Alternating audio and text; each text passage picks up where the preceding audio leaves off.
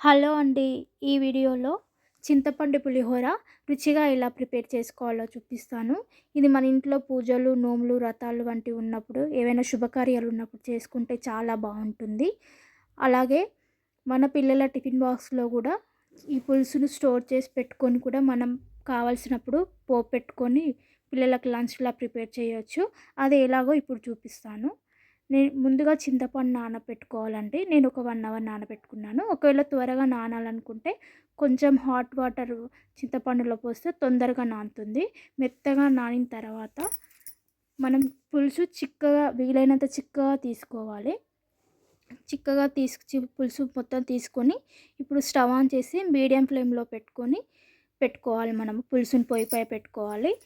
ఇప్పుడు దీంట్లో కొంచెం సాల్ట్, ఒక టీ స్పూన్ సాల్ట్, అలాగే ఒక హాఫ్ టీ స్పూన్ పసుపు, ఒక 7, 8 పచ్చిమిర్చి కూడా కట్ చేసి 2 ముక్కలుగా కట్ చేసుకొని ఇందులో వేసుకోవాలండి. టేస్ట్ చాలా బావుంటుంది.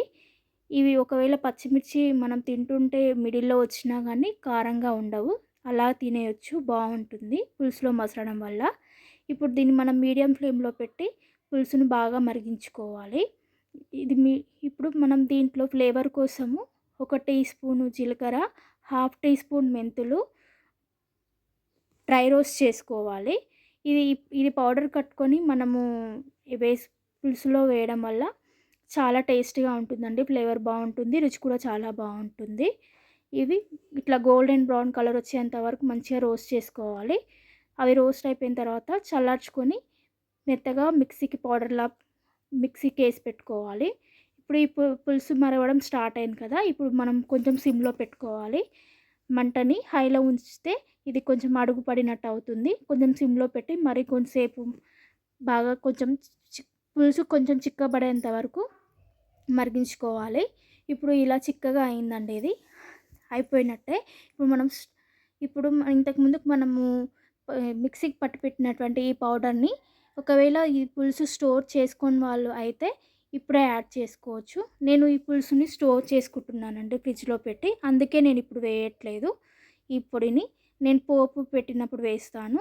ఇప్పుడు ఇందులో నేను ఇంగువ పొడి మాత్రమే వేస్తున్నాను. చిటికెడంత ఇంగువ పొడి వేశాను. ఒక 2 నిమిషాలు కాంగానే మనం స్టవ్ ఆఫ్ చేసుకోవాలి. అయిపోయింది పులుసు మరిగినట్టే. ఇప్పుడు పోపు కోసం మళ్ళీ ఒక కడాయి పెట్టుకోవాలి. కడాయి పెట్టుకొని ఒక 3 టేబుల్ స్పూన్ ఆయిల్ వేసుకోవాలి. పులిహోర కదండీ! ఆయిల్ కొంచెం ఎక్కువే పడుతుంది. 3 టేబుల్ స్పూన్ ఆయిల్ పెట్టుకొని హీట్ అయిన తర్వాత అందులో టీ స్పూన్ జీలకర్ర, టీ స్పూన్ ఆవాలు, అలాగే ఒక 5, 6 ఎండుమిర్చి కట్ చేసి వేసుకోవాలి. పల్లీలు కూడా వేసుకోవాలి. ఇవి కొంచెం ప ఎండుమిర్చి కూడా కొంచెం కలర్ మారిన తర్వాత మనం ఒక 7, 8 పచ్చిమిర్చి నిలువుగా చీలి కట్ చేసి పెట్టుకున్నటువంటి పచ్చిమిర్చి యాడ్ చేసుకోవాలి. తర్వాత ఒక 2 రెబ్బల కరివేపాకు కూడా యాడ్ చేసుకోవాలి అందులో. యాడ్ చేసుకొని ఇవి బాగా ఫ్రై అయ్యేంత వరకు మంట మీడియం ఫ్లేమ్‌లో పెట్టి హైలో ఉంచొద్దు, మాడిపోతుందండి పోపు. మీడియం ఫ్లేమ్‌లో ఉంచి కలుపుతూ ఉండాలి. కొంచెం మాడిపోతుందనుకుంటే సిమ్‌లో కూడా అడ్జస్ట్ చేసుకోవచ్చు మనం స్టవ్‌ని. ఇప్పుడు ఇవి బాగా ఫ్రై అయిన తర్వాత ఇందులో కొంచెం పసుపు కూడా యాడ్ చేసుకోవాలి. ఇప్పుడు మనం ఆల్రెడీ పులుసులో కొంచెం పసుపు యాడ్ చేసినాం కదా! చూసుకొని యాడ్ చేసుకోవాలి. ఒక హాఫ్ టీ స్పూన్ యాడ్ చేసుకోవాలి పసుపు. తర్వాత సాల్ట్ ఇప్పుడు మనం వేసుకున్నటువంటి పచ్చిమిర్చికి సరిపోయేంత టేస్ట్‌కి తగ్గట్టు సాల్ట్ కూడా యాడ్ చేసుకోవాలి. ఇవన్నీ కొంచెం కలుపుకున్న తర్వాత కొంచెం బాగా ఫ్రై అయిన తర్వాత ఇప్పుడు మనం మరిగించి పెట్టుకున్నటువంటి చింతపులుసు ఉంది కదండీ! అది మనకి ఎంత కావాలో మన రైస్ తగ్గట్టు అంత తీసి ఇప్పుడు ఈ పోపులో వేసుకోవాలి. ఈ పోపులో వేసుకొని బాగా కలుపుకోవాలి. బాగా కలుపుకొని కొంచెం మీడియం ఫ్లేమ్‌లో పెట్టుకోవాలండి. ఇప్పుడు పులుసు వేసిన తర్వాత బాగా కొంచెం మసలడం స్టార్ట్ అయినప్పుడు మనం ఇంతకు ముందుకు మిక్సీ పట్టి పెట్టుకున్నటువంటి జీలకర్ర, మెంతుల పౌడర్ ఉంది కదా! అదొక టీ స్పూను, అలాగే మళ్ళీ ఇంకొంచెం ఇంగువ పొడి కూడా యాడ్ చేసుకొని ఇంకొంచెం బాగా మరిగేంత వరకు పులుసు 2 బాగా మరిగేంత వరకు మనం స్టవ్‌ని సిమ్‌లో పెట్టి మళ్ళీ మనం మరిగించుకోవాలి. బాగా ఉడుకుతున్నట్టుగా అనిపించినప్పుడు మనము స్టవ్ ఆఫ్ చేసుకోవాలండి. అప్పటి వరకు మనము సిమ్లో పెట్టి మరిగించుకోవాలి, హైలో పెట్టుకోవద్దు. ఇలా మసలడం స్టార్ట్ కాగానే స్టవ్ ఆఫ్ చేసుకొని అన్నం కూడా రెడీగానే ఉంది. అన్నం కూడా మనం పెద్ద వెడల్పాటి గిన్నెలో వేసుకొని చల్లార్చుకోవాలి.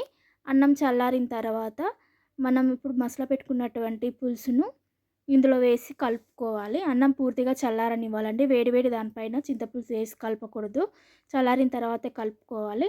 చింతపులుసు వేసి కలుపుకొని ఒకవేళ మనకి మళ్ళీ కొంచెం టేస్ట్ చేసి ఒకవేళ సాల్ట్ పడుతుంది అని అనిపిస్తే మనం ఈ రైస్లోనే పులుసు కొంచెం వేడిగానే ఉంటుంది కాబట్టి మనం సరిపడంత సాల్ట్ యాడ్ చేసుకొని కలుపుకోవచ్చు.